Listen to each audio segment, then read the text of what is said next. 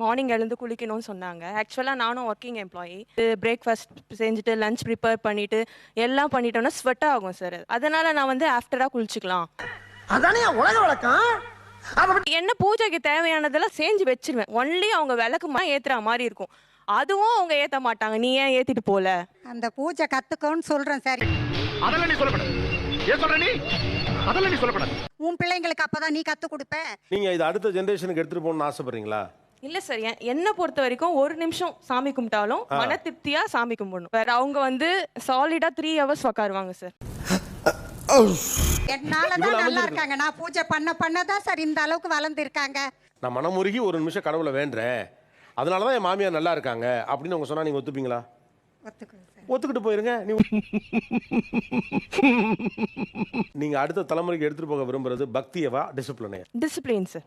3 hour சொல்றேன்ல, அந்த 3 hour என் பேரன் பேத்தி என்னோட உட்கார்றாங்க சார் பூஜையில.